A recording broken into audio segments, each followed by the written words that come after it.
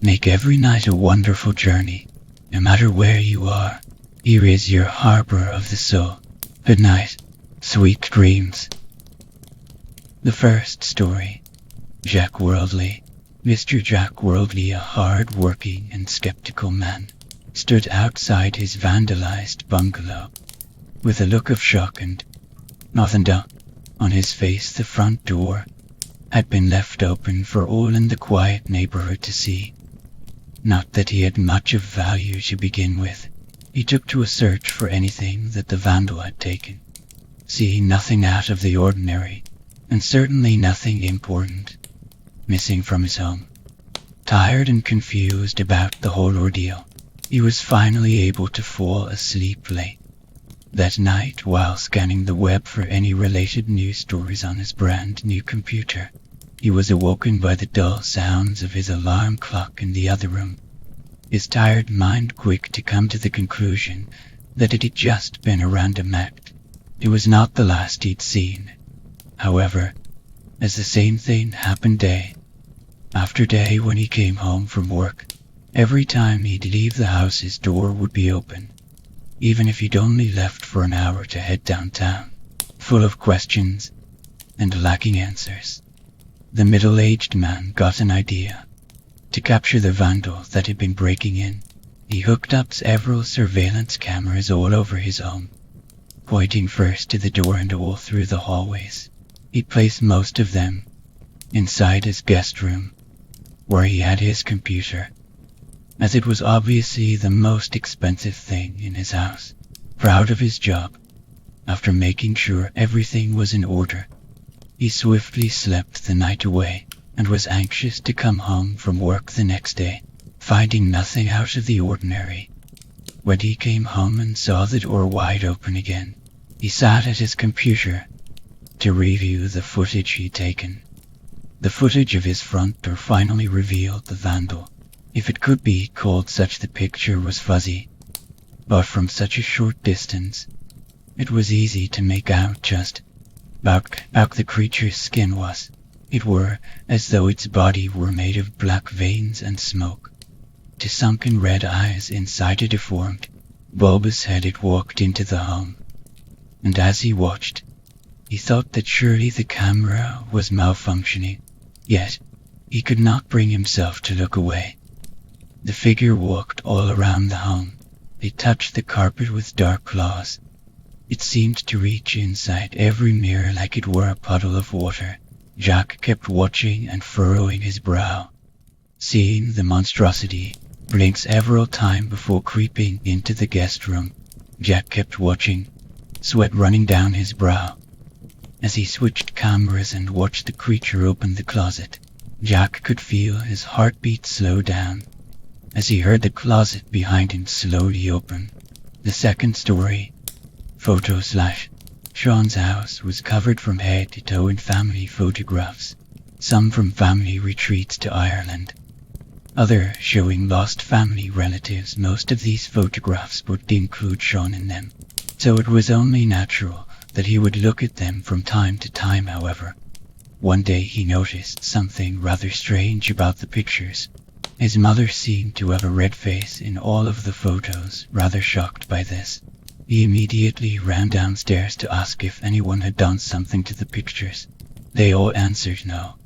Even his mother, who was quite worried. Later that day, Sean's mother went to the hospital due to horrific third-degree burns caused by a grill catching fire for an unknown reason. Sean's father decided to stay at the hospital that night and thought it best to send Sean home with his big brother Thomas and little sister Maria. As Sean walked into the house, he caught a glance of the family photograph, in which he noticed the change to his mother's face, and found that Maria was not in the picture. He ran upstairs to her bedroom only to find that she was nowhere to be seen. Alarmed by these strange events, Sean called the police. Sean informed them that his sister had been kidnapped and that someone was in his house, possibly vandalizing his family's belongings. The phone immediately went dead, and as Sean went to put the phone down, It had a glimpse of an animal in the corner of his eye. He rushed out of the safety of his room to go and find the beast. But what he found was far worse. The mangled bodies of his family lie in the corridor in front of his room, their faces frozen in a state that almost makes him vomit. And then it struck him all the photographs had been removed from the walls, except for one which was a picture of Sean, with his face scribbled out. The next day, his two best friends went to visit him, because he was not answering his phone and was not at school all week as they arrived. They noticed that the door had been left open, so they let themselves in, and were never seen again. The third story. The stalker. Leslie sat on the bar stool, sipping a margarita. She'd hit a run of bad luck. In the past few months, first, her boyfriend Ricky left her. Then she lost her job, so he got a new job, but not as well paying, of course, so she had to move out of her house and into a cramped apartment. Her cat, Muffin, had died. Her mother was ill and needed her support, even though she couldn't support herself. With all that bad luck, it's little wonder that she let that guy sit next to her, buy her a drink, the same old routine. The fella's name was Jeffrey. He seemed nice enough, even if he was kind of a dweeb. He wore horn-rimmed glasses with a blue button-down shirt. He wasn't nerd skinny, exactly, but he was kind of on the thin side. They talked for a while, and then she left the bar. The next day, as she was walking home from work, Leslie saw Jeffrey again, standing at the bus stop a block away from her office building. Hi, Leslie. Hey, I was thinking maybe we could head down to the bar tonight. I really had fun last night. She politely declined, and he said, okay, well, I'll see you again. She left for work the next day, and guess who she saw? Jeffrey was standing right there about a block from her house. Hi, Leslie. You want to hook up tonight? I was thinking maybe a movie. She politely declined and went about her work. When she got home, she had a new message on the answering machine. Hi, Leslie. It's me, Jeffrey. I just thought you might have changed your mind about the movies. Don't make me keep asking. Just call me. Bye.